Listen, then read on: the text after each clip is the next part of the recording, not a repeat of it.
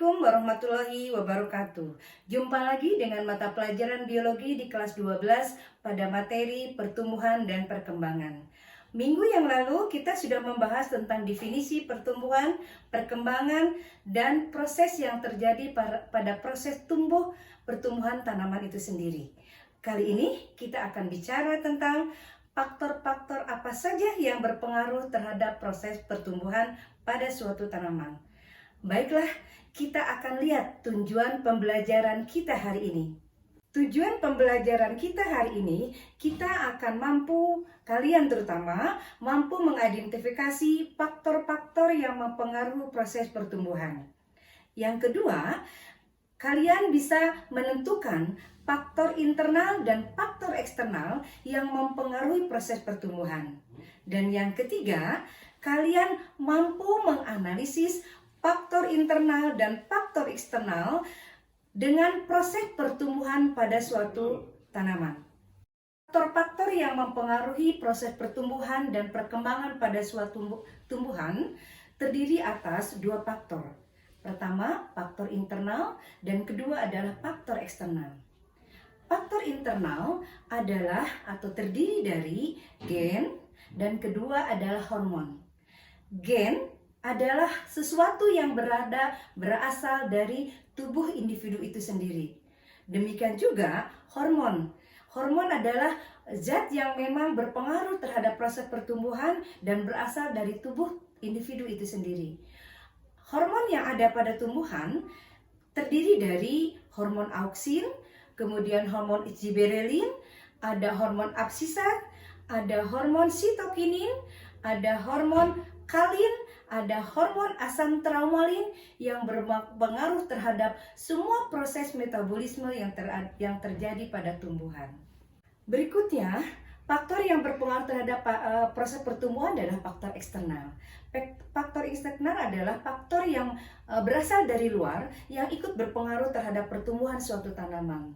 Bisa berupa cahaya, bisa berupa air, bisa berupa pH, berupa gravitasi bumi, atau kelembaban, atau adanya organisme parasit yang nempel di suatu tanaman, dan lain-lainnya tentunya bisa berpengaruh terhadap proses pertumbuhan itu sendiri. Berikut ini tertampil salah satu contoh pengaruh faktor luar terhadap pertumbuhan, dalam hal ini makanan. Makanan bisa berupa zat-zat kimia atau senyawa-senyawa organik yang berasal dari luar yang kita uji coba berpengaruh tidaknya terhadap pertumbuhan suatu tanaman. Di layar kalian bisa lihat tanaman yang diperlakukan dengan kandungan mineral yang lengkap dengan yang kemudian dikurangi kandungan unsur kaliumnya. Bisa dilihat adanya perbedaan proses tumbuh pada tanaman itu sendiri. Berikut lagi kita lihat ya, faktor lain yang berpengaruh terhadap pertumbuhan yaitu cahaya. Dikenal dalam kehidupan sehari-hari kita mengadanya tanaman yang berhari pendek dan berhari panjang.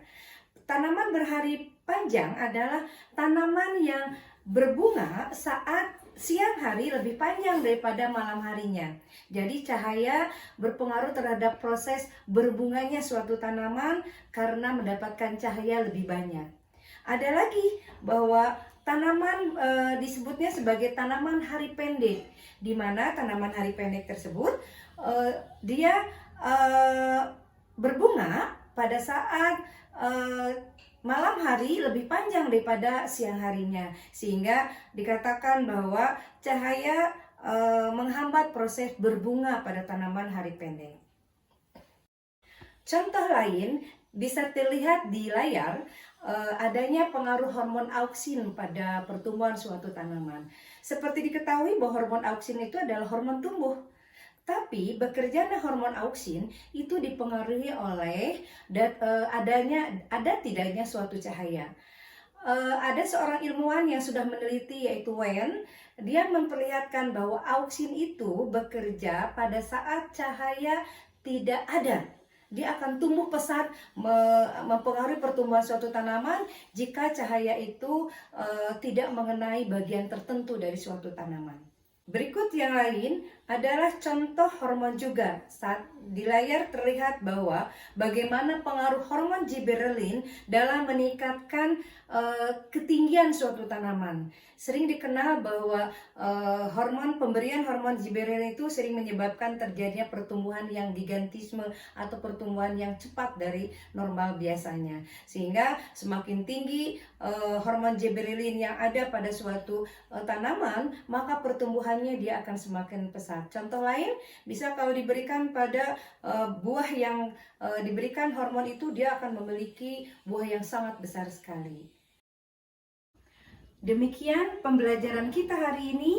Semoga dapat memberikan manfaat buat kalian.